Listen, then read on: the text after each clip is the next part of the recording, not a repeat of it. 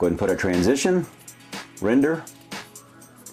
This is the Studio Pro Ultra, a very fast rendering machine. It's blazing fast.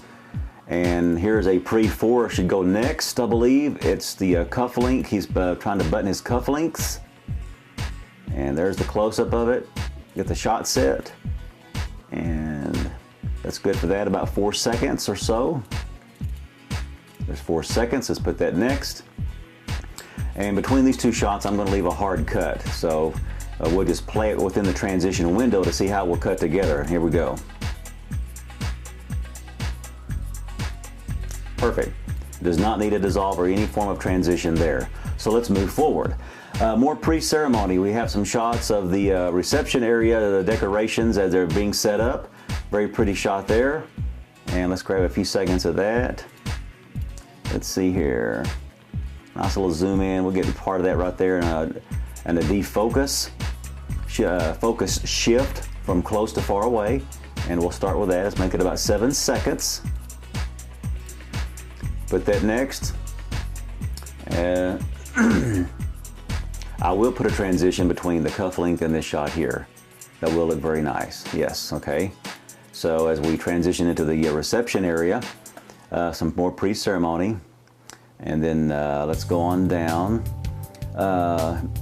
Okay, here are the groomsmen. Actually, they're still the ladies here. The bridesmaids and the bride are getting the pre-ceremony pictures made. So let's get a couple of, maybe a shot or two of that. Trim the backside just a little bit. I like that. It's gonna be about 6 or 7 seconds, 7:15 or so. So let's add that next. Add our transition and render. And I'm gonna play that back here just for the moment, going into the bridesmaids. There we go, very nice shot. And you can take advantage of these things when you're shooting a wedding. When the still photographer is doing his thing and getting his pre-shots, you can take advantage and get some great video angles at the same time if you can work with your photographer. That's very nice. And let's do the same thing for the groomsmen. They're getting their pre-pics made just outside the church area. There's a nice sliding shot. And we'll grab a few seconds of that, trim it precisely. Trimming is very easy in Bogart, very fast and easy. Let's make that till about 7:07. Looks good to me. Let's put that up there. We'll transition right there. Create. Okay, we have that done. And then she had a couple more shots being made right before she marches down for the evening. So here's some. She's dressed. She's fully dressed in her bride dress, and getting ready for her big day. So I'm going to trim this till about 4 seconds, it looks like, maybe a little more. About 4:15. Okay, let's grab that. Put that up here. We'll transition into it. Create. And I like it so far. Let's look, it's coming together very nicely. And so getting close to time to set up for the actual ceremony itself.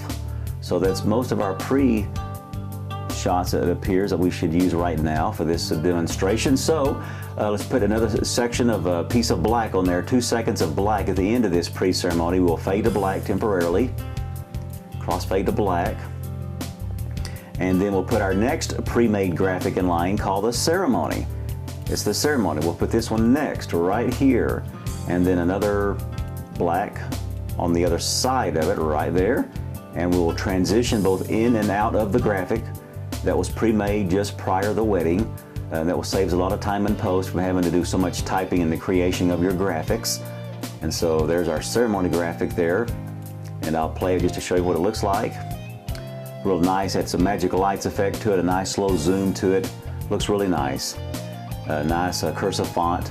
Okay, let's go to ceremony. That's the next thing in line. So we want to just trim our endpoints and just see where you want to start this. Let's scrub audio. We'll scrub audio on.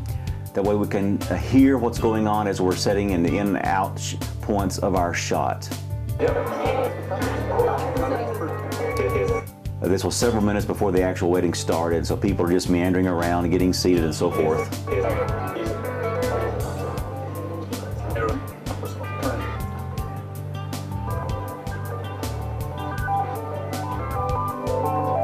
And there's the seating, so looks like the seating is taking place, so we'll start that right there.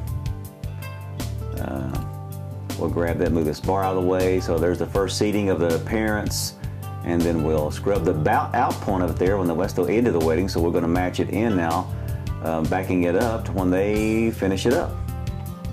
This is the very end of the wedding. This was about a 30-minute ceremony. Good?